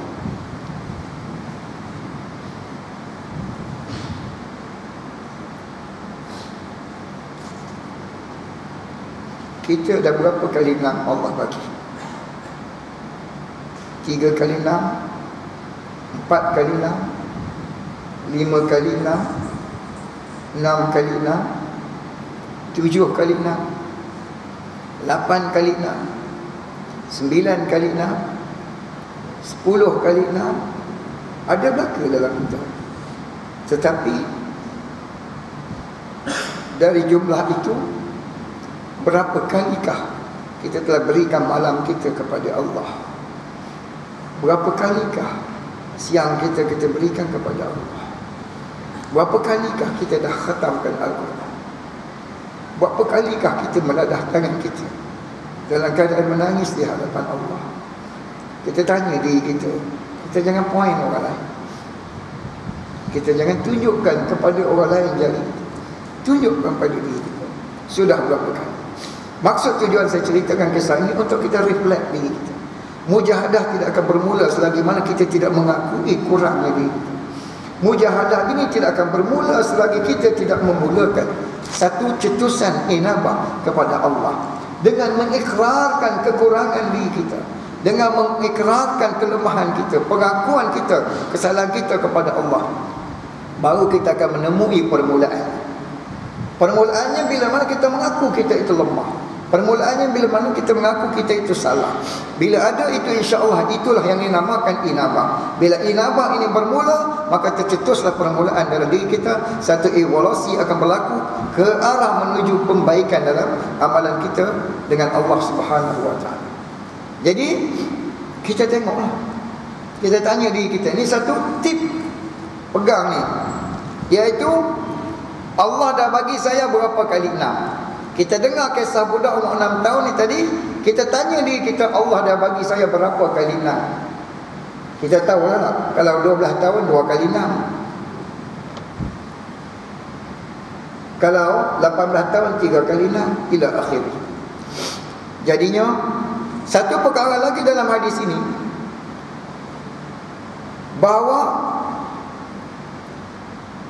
di samping kita bermujahadah untuk dekatkan diri kepada Allah melalui amalan-amalan yang tadi, sebenarnya juga satu konsep kesyukuran kepada Allah, memanfaatkan setiap yang Allah ciptakan bagi kita dengan tujuan yang Allah redha, itu adalah merupakan kesyukuran kepada Allah Subhanahu wa taala atas nikmat tersebut. Maka kita gunakan mata kita, gunakan telinga kita, gunakan tangan kita, kaki kita, fikiran kita, kesihatan kita, kelapangan kita atas tujuan yang Allah taala redai. Itulah syukur namanya. Itulah syukur namanya. Syukur dengan perbuatan. Baginda ajar kepada kita bahawa untuk kita mensyukuri segala nikmat yang Allah beri kepada kita ini, hendaklah kita gunakan atas jalan yang pertama, jalan yang diredai oleh Allah Ta'ala. Kedua, jalan yang mendekatkan kita kepada Allah Subhanahu wa Ta'ala. Maka itulah syukur namanya atas nikmat yang Allah berikan kepada kita. Dan baginda Rasul SAW ajarkan kepada kita supaya kita sentiasa menjadi hamba yang bersyukur. Dan untuk jadi hamba yang bersyukur itu ialah dengan memanfaat dan menggunakan secara maksimum setiap nikmat yang Allah berikan kepada kita atas jalan yang Allah Ta'ala redai, dan atas jalan yang boleh menjadikan kita itu dekat kepada Allah Subhanahu wa Ta'ala. An Aisyah radhiyallahu anha annaha qalat كان رسول الله صلى الله عليه وسلم إذا دخل العشر أحيا الليل وأيقظ أهله وجد وشد المئزر متفق عليه. Dari riwayat Aisyah radhiyallahu taala anha bahwasanya ia berkata, Rasulullah sallallahu alaihi wasallam apabila telah masuk pada 10 terakhir dari bulan Ramadan, maka beliau selalu beribadah pada malam hari serta membangunkan keluarganya, dan beliau bersungguh-sungguh serta mengikatkan tali pinggangnya, yakni tidak mendekati isterinya. Hadis riwayat Imam Bukhari dan Imam Muslim. Lagi cerita tentang bagaimana mujahadah dan bersungguh-sungguhnya baginda Rasul sallallahu alaihi wasallam dalam melakukan ibadat kepada Allah Subhanahu wa taala, dalam keadaan baginda itu dipelihara daripada melakukan dosa kepada Allah Subhanahu wa taala, adalah kerana macam yang kita dengar terlebih dahulu tadi, iaitu konsep baginda itu mensyukuri akan segala nikmat yang diberikan Allah kepada baginda, dan bagaimana baginda ajar kepada kita untuk memanfaatkan setiap ruang dan peluang yang ada bagi mendekatkan diri kepada Allah. Lebih-lebih lagi 10 malam terakhir pada bulan Ramadan, kerana Allah Ta'ala kadang-kadang istimewakan benda, kadang-kadang Allah istimewakan masa. Qabuliah itu kadang-kadang pada benda, kadang-kadang pada tempat, dan kadang-kadang pada masa. Pada benda ialah pada Rasul sallallahu alaihi wasallam, atau pada para ulama, atau pada para hufaz Al-Quran, orang yang baik-baik, orang yang dekat dengan Allah. Itu benda. Qabuliah pada benda. Ada ketikanya qabuliah itu makbul pada tempat. Tempatnya seperti apa? Tempatnya seperti multazam, antara Hajar Aswad dan pintu, di bawah pintu Kaabah, di bawah cucuran emas, di dalam Hijr Ismail, di tepi Maqam Ibrahim, di dalam Raudhah Rasul sallallahu alaihi wasallam, dalam Masjid Haram, dalam Masjid Nabawi, di dalam masjid-masjid seluruhnya. Ini tempatnya makbul. Ada ketikanya berkaitan dengan masa yang makbul. Masa yang makbul itu selepas solat, antara dua khutbah, antara solat Jumaat dengan asarnya, antara asar dengan maghrib hari Jumaat, di hujung-hujung malam, dan antaranya ialah 10 malam terakhir pada bulan Ramadan. Ini adalah masa-masa makbul. Jadi baginda Rasul sallallahu alaihi wasallam telah ajar kepada kita benda yang makbul, tempat yang makbul, masa yang makbul. Jadi di dalam 10 malam terakhir ini adalah masa yang makbul. Jadi kalau kita berkesempatan dengan malam yang makbul itu, hari-hari yang makbul itu, kita ada sihat, kita ada lapang, tidak merebut peluang pada masa itu, maknanya sekali lagi kita rugi. Kita Baik itu baginda Rasul sallallahu alaihi wasallam 10 malam terakhir baginda beriktikaf dalam masjid. Tak pergi ke lain. Iktikaf dalam masjid. Menyibukkan diri dengan beribadat pada malam-malam tersebut. Jadi kita juga kena usaha seperti mana yang baginda ajar itu. Bermujahadah dan tundukkan keinginan hawa nafsu. Lebih-lebih lagi Ramadan hanya datang sekali setahun. 10 terakhir itu pula hanya sekali setahun. Apa salah sekali setahun? Macam Nabi ini buat, bersungguh-sungguh kita buat. Memang hawa nafsu kata apa? Ini raya 3 hari lagi. 3 hari nak raya ni, kenalah kita buat persiapan nak raya. Pergi supermarket, sakan berbeli. 3 hari nak raya. Kalau sebelah Pahang 3 hari nak raya, dia sibuk cari buluh ubat lemah, sibuk masak dodol, sibuk itu, sibuk ini. Lelaki dia, perempuan dia gitu je, sibuk gantung nasi, sibuk buat kuih raya, sibuk masak kek dan sebagainya. 3 hari terakhir kan raya tu, kalau sekiranya malam pertama tarawih 8 saf, malam ke-10 dia tinggal 6 saf, malam 20 tinggal 4 saf, malam 27 ke atas tinggal 2 saf. Dia makin sikit. Patutnya kau hujung kau banyak. Ni kau hujung kau sikit. Bila tanya pasal apa? Oh, sibuk nak raya. Orang lumba lari semakin dekat garisan penamat semakin pecut. Dia semakin dekat dengan garisan penamat dia jalan dengan kaku, boleh menang. Jadi sepatutnya dia kena press sampai ke garisan penamat. Kalau mula-mula terlapan, konsisten sampai habis lapan. Lebih-lebih lagi malam terakhir kena bersungguh-sungguh untuk merebut peluang. Kerana apa? Ka'ab bin Ujrah radhiyallahu ta'ala anhu, ada riwayat dalam hadis dikeluarkan oleh Imam Ahmad rahimahullah ta'ala. Ba'uda man adraka Ramadan wa lam yughfar lahu. Jibril alaihissalam telah berdoa ketika baginda sallallahu alaihi wasallam menaiki mimbarnya. Jibril alaihissalam telah berdoa, binasalah orang yang bertemu dengan bulan Ramadan namun dosa-dosanya belum lagi diampunkan. Baginda yang berada di atas mimbar itu berkata amin. Jibril alaihissalam doa, baginda sallallahu alaihi wasallam kata amin. Yang mendoakan itu zat yang makbul, yang mengaminkan itu zat yang makbul. Tempatnya pula di tempat yang makbul, dalam raudhah atas mimbar Nabi. Zatnya makbul 2, tempatnya makbulnya 2, mimbar dan raudhah. Apa doanya? Binasalah orang yang bertemu dengan Ramadan namun dosa-dosanya belum lagi diampunkan. Jibril alaihissalam, baginda kata amin, ya Allah kau perkenankan. Jadi untuk kita keluar dari makna itu, kita kena isilah Ramadan kita supaya dia jadi bermakna. Ni Ramadan dah berlalu, tak apa dah berlalu tahun ni. Sekarang sudah Muharram, akan datang insya-Allah. Sekarang sudah Safar, 6 bulan lagi akan kembali datang Ramadan. Maka bila datang Ramadan, kita azam daripada sekarang, kita bentuk dan usahakan bentukkan sifat mujahadah diri kita supaya kita nak warnai Ramadan yang akan datang ini dengan lebih ceria dan bermakna dalam hidup kita. Azam. Kalau tak sempat, insya-Allah Allah bagi daripada. Kalau sempat, kita jadikan Ramadan ini lebih bermakna, bahawa sebagaimana yang dilakukan oleh baginda pada malam-malam Ramadan baginda, itulah malam Ramadan yang kita nak usahakan. Baginda buat apa? Baginda bersungguh-sungguh beribadat dan baginda kejutkan keluarga baginda untuk sama-sama beribadat. Dalam hadis yang lain, baginda doa kata, Allah Ta'ala merahmati suami yang bangun malam, kemudian renjiskan air ke muka isterinya untuk sama-sama bangun malam. Allah juga merahmati isteri yang bangun malam, kemudian renjiskan air ke muka suaminya untuk sama-sama bangun malam. Cara nak bangun pun Nabi ajar. Bagaimana cara nak bangun malam? Iaitu kita nak kejut ke orang tu bangun malam, renjiskan air ke muka. Nabi beritahu.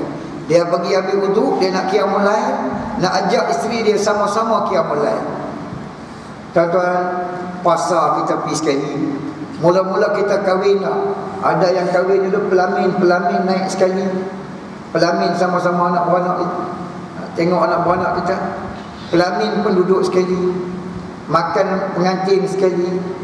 Pergi bulan madu sekali. Kahwin rumah duduk sekali. Semua sekali belakang. Makan sekali. Shopping sekali. Pergi klinik sekali. Pergi hospital sekali. Pergi kenduri sekali. Semua sekali belakang. Kursus kahwin pun sekali. Saya pernah bagi kursus kahwin ke budak-budak ni. Mereka tak kahwin lagi, tapi elok-elok pergi sekali naik motor. Naik motor. Hang dah kahwin belum? Belum. Siapa naik sekali? Sambil dah tunang ustaz. Tunang bukan miniam. Hang kena kahwin dulu. Jadi pergi kursus kahwin sekali. Semua sekali.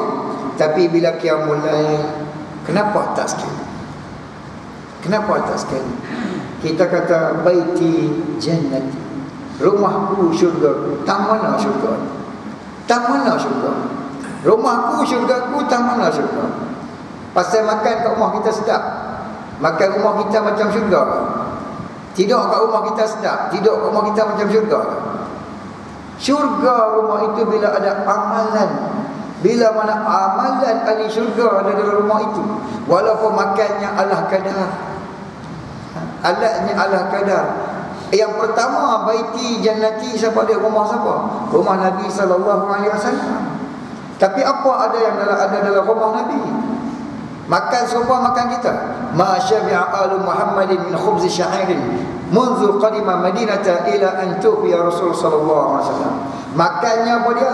Tidak pernah kenyang keluarga baginda itu sallallahu alaihi wasallam dari roti yang dibuat daripada tepung syair, daripada sejak berhijrah ke Madinah sampailah wafatnya baginda 2 hari berturut-turut. Itu makannya. Tidurnya pula atas tikar yang dianyam daripada daun tamar. Itu tidurnya. Bantalnya hanyalah kulit yang disumbat dengan pelepah tamar. Itu bantalnya. Mana tidurnya? Rumahnya pula berdiri selepas kepala, berbaring selepas kaki. Lebarnya sebaring selepas kaki dengan kepala. Tingginya berdiri selepas kepala. Panjangnya muat-muat 4 buah kubur. Itu rumah Nabi saiznya. Pintu rumah Nabi cuma 4 hasta tingginya, 1,5 hasta lebarnya. Pintu rumah Nabi. Daun pintu rumah Nabi bukan daun pintu kembung macam rumah kita. Selai dindar macam rumah kita tak. Hanya kain tebal untuk menghalang udara panas di musim panas, udara sejuk di musim sejuk. Tak ada selak pun pintu rumah Nabi. Selak kain tu masuk dalam rumah.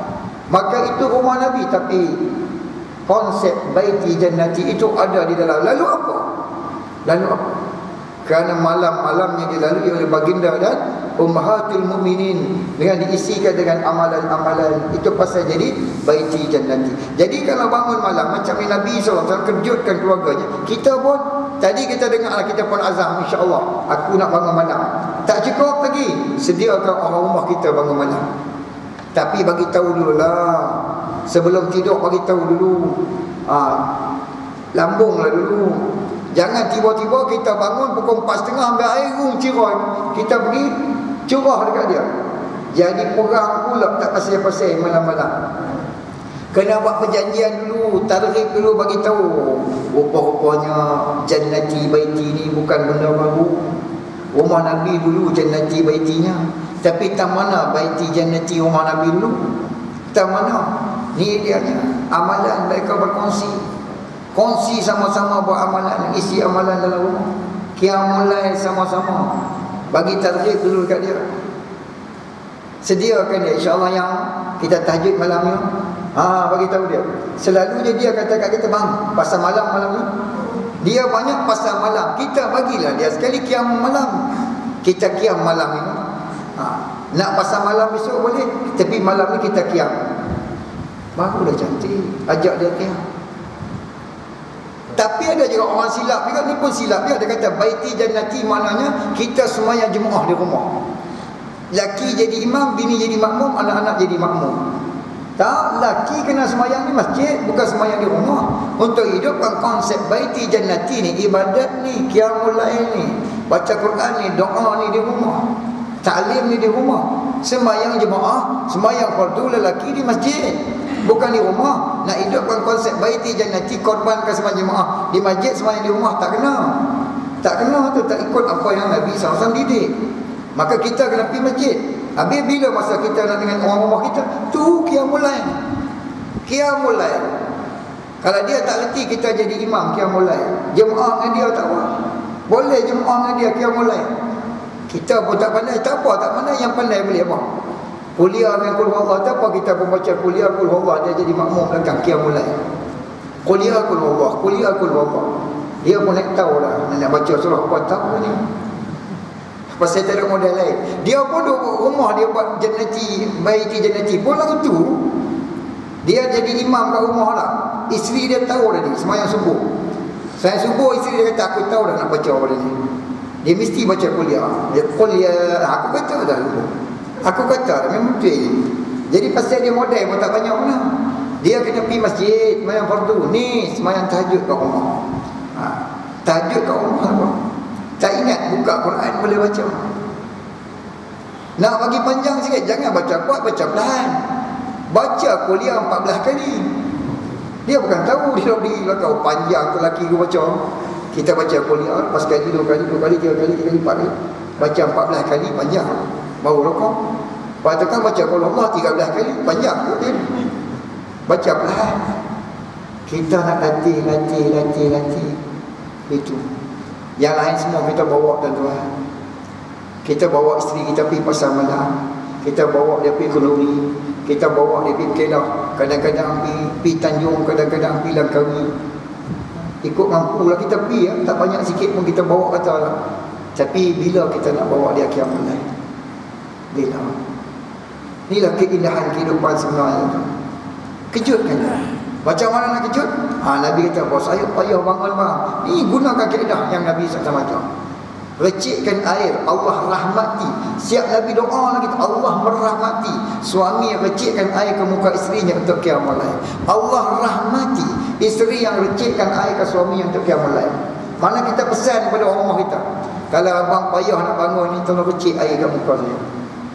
Dia recikkan air ke muka kita. Itu rahmat daripada Allah, doa daripada Nabi SAW. Hai. Sama-sama kita usaha insyaAllah. Dan baginda Rasulullah SAW perketatkan kain ini adalah merupakan ibarat kepada bersungguh-sungguh ibadat dan tidak buat urusan-urusan lain di akhir Ramadan. Dan di akhir Ramadan itulah usaha untuk kita dapatkan malam Lailatul Qadar, kerana dalam hadis menyebutkan bahawa antara 21, 23, 25, 27 dan 29 ni malam-malam Lailatul Qadar yang kita nak rebut dan usaha. Bagaimana baginda ajar kita merebut usahanya? Iaitu mengisikan seluruh malam-malam itu dengan amalan. Iaitu ulama bagi tahu kita isi dengan malam-malam terakhir ini dengan 4 amalan. Pertama sekali solat, kedua baca Al-Quran, ketiga zikir, dan keempat doa. Kalau boleh kita bagi 4 malam ni ibadat kita untuk malam-malam terakhir ni. Kita habiskan dengan qiyam. Tak termasuk tarawih Kita qiyam, itu kita semayang. Tak kira lah semayang apa pun. Semayang sunat mutlak ke, tahajud ke, semayang hajat ke, witir ke, semayang. Kemudian baca Quran, kemudian zikir, kemudian doa. Maknanya daripada kita, ada orang yang tak tidur terus, bagi 4. Ada yang tidur sekejap, bangun, bagi 4. Ada yang tidur banyak, bangun sikit pun usahakan bagi 4. Ada bahagian solat, ada bahagian tilawat, ada bahagian zikir, ada bahagian doa. Doa minta lah. Mintalah segala-galanya daripada Allah Subhanahu wa taala. Dan jangan lupa minta, tiap-tiap hari kena minta syurga dengan Allah. Hadis riwayat Imam Tirmizi dan Imam Abu Dawud daripada Anas bin Malik radhiyallahu ta'ala, man sa'alallaha jannata salasan, barang siapa yang berdoa minta pada Allah syurga 3 kali. 3 kali. Qalatil jannah Allahumma adkhilhu jannata, syurga akan berkata, ya Allah, masukkanlah dia ke dalam syurga. Syurga akan tolong doa pula untuk kita, tuan-tuan. Hadis riwayat Imam Tirmizi dan Imam Abu Dawud daripada Anas bin Malik radhiyallahu ta'ala. Siapa-siapa yang pernah minta dengan Allah syurga 3 kali, ya Allah, masukkan aku dalam syurga sekali. Ya Allah, masukkan aku dalam syurga 2 kali. Ya Allah, masukkan aku dalam syurga 3 kali. 3 kali ni minta dengan Allah, syurga akan doa pula, ya Allah, masukkanlah dia ke dalam syurga. Tak mau ke syurga tolong doa untuk kita, tuan-tuan? Wa man ista'adha billahi minan nari qalatin naru Allahumma ajibhu minan nar. Dan barang siapa yang memohon perlindungan dengan Allah dari neraka 3 kali, ya Allah, selamatkan aku daripada neraka.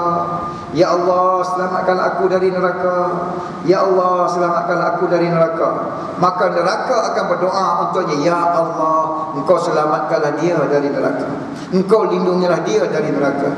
Neraka tolong doa. Neraka biasanya bila Allah masukkan ahli neraka ke dalam neraka, neraka akan kata, hal min mazid, ada tambahan lagi tak? Dia minta lagi tambah. Allah dah sumbat ahli neraka ke dalam neraka, neraka minta lagi, hal min mazid, ada tambahan lagi tak? Masuk lagi, hal min mazid, ada lagi tak tambahan? Tetapi untuk orang yang memohon perlindungan daripada azab neraka, dia tolong doa pula, ya Allah, engkau selamatkanlah dia daripada neraka. Untuk itu hari-hari insya-Allah, tuan-tuan, kita minta dengan Allah syurga, minta lindung daripada Allah neraka. Untuk amal dengan hadis ni, minta 3 kali tiap hari. Dan baginda pun bagi tahu, iza sa'alta fas'alil firdaus, bila minta syurga dengan Allah, minta syurga firdaus terus. Minta syurga firdaus terus. Jangan main-main minta firdaus dengan Allah.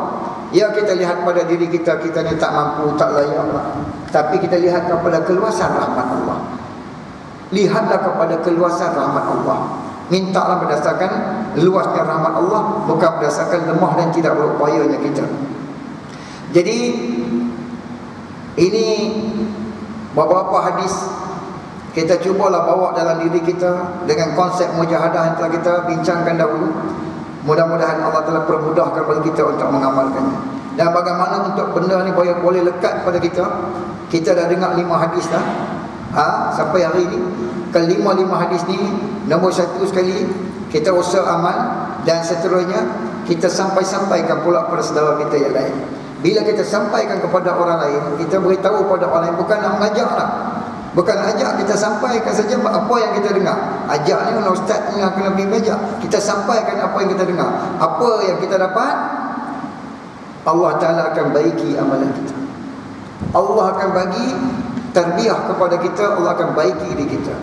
Qulu qawlan sadida yuslih lakum a'malakum. Kamu sebut perkataan yang baik, yang benar, aku baiki amalan kamu. Hadis pertama dalam semua benda yang baik. Kedua, ketiga, keempat, kelima, semua benda yang baik. Kita cakap benda yang baik ini kepada orang lain, Allah akan baiki amalan kita. Ini janji Allah. Jadi kita juga, di samping itu, saya juga suka pesan, kita biarlah jadi da'i, jangan jadi qadhi. Kita semua jadilah da'i, jangan jadi qadhi. Qadhi seorang cukup dah satu daerah. Apa itu da'i? Tukang ajak kepada kebaikan. Apa itu qadhi? Hakim, tukang jatuh hukum. Maka hari ini yang ramainya hakim, tak ramai da'i. Hakim, tengok orang salah sikit, kita kata ni ahli neraka. Tengok orang tu jahat sikit, ketegak sikit, kita kata ni kalau mati hawiyah perginya. Yang ni kalau mati jahim perginya. Yang ni kalau mati saqar duduknya. Yang ni kalau mati jahanam duduknya. Itu hakim. Tapi da'i macam mana? Jahat lagu mana, ketegak lagu mana, kita fikir bagaimana dia ni nak jadi orang baik. Bagaimana dia ni nak selamat daripada murka Allah. Kerana adanya orang yang derhaka kepada Allah dekat dengan kita, dia juga asbab datangnya azab Allah kepada kita. Kita ajak dia kepada Allah, yang dapat manfaat siapa? Kita, bukan dia. Kalau dia ikut, dia dapat. Tak ikut, kita tetap dapat kebaikan daripada Allah Subhanahu Wa Taala. Jadi dai, kita ajak orang lain. Bukan payah nak ajak. Bukan suruh mengajar, suruh mengajak. Ajar lain, ni suruh ajak. Macam mana ajak? Jom pi masjid. Tiga kataan. Jom pi masjid, jom pi solat, jom pi sembahyang, jom pi kuliah. Tiga perkataan itu ajak. Dia pi tak pi itu soal lain, soalnya ajak. Kita ajak dia, jom pi. Bila tiap-tiap orang jom pi, sembahyang Jumaat daripada 100 akan jadi 200. 200 akan jadi 400 bila semua jom pi. Walau dia tak pi terus, mungkin selepas 2 tahun, lepas 3 tahun, ke 4 tahun, tapi bila ada jom pi ni semua orang buat, akan jadilah peningkatan. Ni kita tengok, alhamdulillah. Boleh dikatakan sekata. Maksud sekata ni, yang umur lebih pun ada, yang umur muda pun ada. Tapi sekarang tempat tu kuliah ramai, 200 orang. Tapi semua dah asak baga dah. Bila asak tak lama maghrib. Maghrib malam, gelap, tak nampak apa dah. Ni ada belaka, Masya Allah. Duha pun ada, zuhur pun ada, asak pun ada. Ada belaka kita hari ni, alhamdulillah. Tetapi belum cukup. Belum cukup. Bila setiap orang jadi dai, insya-Allah dia akan meningkat lagi dan lagi. Ini pun juga tanggungjawab kita. Kita kena mengaji, kita juga kena jadi dai. Ajak orang lain kepada kebaikan. Mudah-mudahan Allah Taala rahmati. Maknanya bukan kuliah ini saja, semua kuliah. Kita ada banyak program-program kuliah, sembahyang berjemaah dan datang ke rumah Allah ini. Ni semua kita kena bawa umat, kerana inilah masa-masa terakhir. Kita ni umpama kalau orang nak kena gantung ni duduk sel yang terakhir. Sel terakhir ni dia tak ada nak apa dah. Tunggu masa. Kita ni umpama orang yang berada di sel terakhir. Orang yang berada di sel terakhir ni apa lagi dia nak? Tak ada nak apa dah. Dia fikir taubat pada Allah, mati dalam keadaan mengucap kalimah. Tak ada fikir apa dah. Jadi kita ni sekarang ni umat ini adalah umat yang paling akhir. Masa ini masa yang paling akhir. Apakah keutamaan yang perlu kita rebut? Kita semua kena usaha dekatkan diri kepada Allah dan bawa dan pujuk orang lain datang kepada Allah Subhanahu Wa Taala. Mudah-mudahan Allah rahmati dan kasihan kepada kita semua, bimbing dan pelihara kita, bantu dan hidayahkan kita dengan taufiknya, agar kita dapat terus beristiqamah atas jalan yang hak, dan diberi taufik dan hidayah untuk bermujahadah atas jalan menuju kepada hak yang hak. Dan mudah-mudahan Allah Subhanahu Wa Taala temukan kembali kita di dalam syurga-Nya bersama Rasulullah SAW dan para sahabat baginda. Dan mudah-mudahan juga Allah Subhanahu Wa Taala dengan rahmat dan kasih sayangnya berikan lagi kita kesempatan lagi dan lagi dan lagi untuk terus berusaha mendekatkan diri kepadanya, sehinggalah di saat kita bertemu dengannya nanti, di saat itu Allah redha untuk bertemu dengan kita dan kita redha untuk kembali bertemu dengan Allah Subhanahu Wa Taala. Aqulu qawli hadza, astaghfirullah li wa lakum wa li jami'il muslimin wal muslimat wal mu'minin wal mu'minat. Wassalamualaikum warahmatullahi taala wabarakatuh. أعوذ بالله من الشيطان الرجيم. بسم الله الرحمن الرحيم. الحمد لله رب العالمين، حمدا حامدين حمدا شاكرين، حمدا يوافي نعمه ويكافئ مزيدا. يا ربنا لك الحمد كما ينبغي لجلال وجهك الكريم ولعظيم سلطانك. اللهم صل وسلم على سيدنا محمد في الأولين، صل وسلم على سيدنا محمد في الآخرين، صل وسلم على سيدنا محمد حتى ترث الأرض من أهلها وأنت خير الوارثين. اللهم اغفر لنا ذنوبنا ولوالدينا ولأساتذتنا ولمشايخنا ولمن أحسن إلينا ولجميع المسلمين والمسلمات والمؤمنين والمؤمنات برحمتك يا أرحم الراحمين. اللهم أرنا الحق حقا وارزقنا اتباعه وأرنا الباطل باطلا وارزقنا اجتنابه. ظلمنا أنفسنا وإن لم تغفر لنا وترحمنا لنكونن من الخاسرين. لا إله إلا أنت سبحانك إنا كنا من الظالمين. فلا تدع لنا ذنبا إلا غفرته ولا هما إلا فرجته ولا دينا إلا قضيته ولا ضالا إلا هديته ولا ذليلا إلا أعزته ولا رديئا إلا أكرمته ولا فقيرا إلا أغنيته ولا ضعيفا إلا قويته ولا سائلا إلا أعطيته ولا ضعيفا إلا قويته ولا جاهلا إلا علمته ولا مريضا إلا شفيته ولا مجاهدا إلا نصرته ولا حاجة من حوائج الدنيا والآخرة يا رب إلا قضيتها يا أرحم الراحمين. اللهم علمنا ما لم نعلم وبارك لنا فيما علمتنا ووفقنا لما تحب وترضى. اللهم إنا نسألك من كل خير سأل عنك حبيبك محمد صلى الله عليه وسلم، ونعوذ بك من كل شر استعاذ عنك حبيبك محمد صلى الله عليه وسلم. اللهم اكفنا بما شئت وما شئت وكيف شئت، اللهم اكفنا بما شئت ومن شئت وكيف شئت. ربنا آتنا في الدنيا حسنة وفي الآخرة حسنة وقنا عذاب النار وقنا عذاب النار وقنا عذاب النار. وصل اللهم على سيدنا محمد وعلى آله وصحبه أجمعين. سبحان ربك رب العزة عما يصفون وسلام على المرسلين والحمد لله.